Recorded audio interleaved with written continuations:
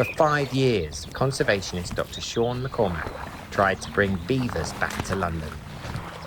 It was an ambitious task that many people thought impossible.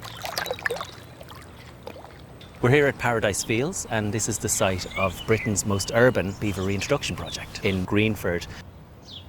I run the Ealing Wildlife Group. We're a conservation group here in urban London, and I talked to the council and local community groups about the possibility of bringing beavers back here. With climate change and more extreme weather, we're having a big problem with flooding downstream. So beavers are a nature-based solution to that. In October 2023, after years of planning, a family of 5 beavers arrived in their new home.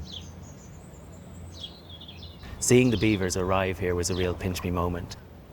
It was really an inspiring day and a really rewarding day to see beavers swimming around here at Paradise Fields, back where they belong in a landscape that they just disappeared into as a native species that should be here again. The beavers got to work straight away, and they've really turbocharged it here into a very vibrant and healthy ecosystem again.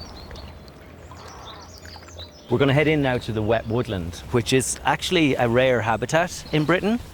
You can see the beavers have been doing their work here. They have opened up the light, and they're really diversifying the habitat here and basically boosting the bottom of the food chain up. So really, really fantastic work seeing what they're doing and how it's bringing the place to life. I think that the feeling in this area has completely changed since the beavers came. It's sort of like a primeval swamp type habitat, and we just haven't seen that, and we're not used to it since we eradicated beavers in Britain. Now, this here is the biggest tree that the beavers have felled to date. Once they decided this tree was coming down, they really went for it every night, and they probably had it down in the space of about 2 or 3 weeks.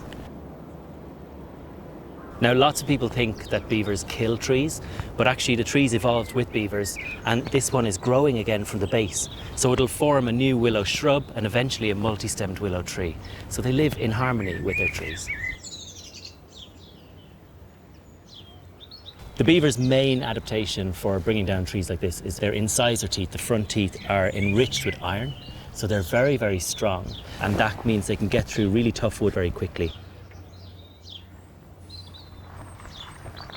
Beavers use the trees and branches not only as food, but also to build dams. The dam building really acts as a giant filtration system. With the trees they've felled, they've eaten the bark off the trees, and then they've used the timber inside for building. And they've made it of mud and sticks, and basically it's holding back a huge amount of water to create deep water refuge and safety for their family. Before the beavers came, this brook was very overshaded, and it was described as an ecological dead zone. There was not much life in it whatsoever. And since the beavers came in and started damming and filtering the water, opening up the canopy and letting light in, it's just burst into life again. They've been described as a biodiversity magic pill that really brings an ecosystem to life. We saw an incredible effect of the beavers damming here just this winter past, where for the first time in over a decade, the area around Greenford Tube Station and residential streets did not flood. So that was proof that the beavers holding back more water here at Paradise Fields has alleviated urban flooding in one of the highest risk zones downstream. Sean and the team have also set up a number of camera traps. So this is one of our camera traps, and we use a number of them on site to monitor what the beavers are doing. It's on 24/7, it's motion triggered, and we've captured some absolutely incredible scenes of our beaver family going about their business. One of the most heartening things to see is the beavers' interactions with each other. You know, they're a tight-knit family group, but to see them kind of wrestling and playing with each other, making these amazing soft vocalizations, and then sometimes grooming each other. Those little tender moments, you know, between the beavers have been really, really lovely to see.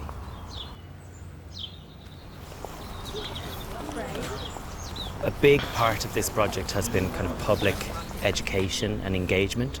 So we're bringing people in here on tours of the site during the day to show them just what the beavers have done to the landscape. And also bringing them in on beaver safaris at night time to show them the beavers up close and personal. It's been really rewarding for me and the team to bring people in here and show them beavers for the very first time. People get quite emotional. You know, we've had tears, we've had laughter, we've had smiles, we've had jaws on floor, we've had beavers sitting right here, meters away from people watching them, and the joy that they bring has been really, really heartening and has made all of the hard work very worthwhile. As we've kind of developed the project, people realise that this is a species that we should be welcoming back into our waterways. And this project has really demonstrated the power of reconnection and welcoming nature back in, wild, free-living beavers living in London. It's just been a real dream come true.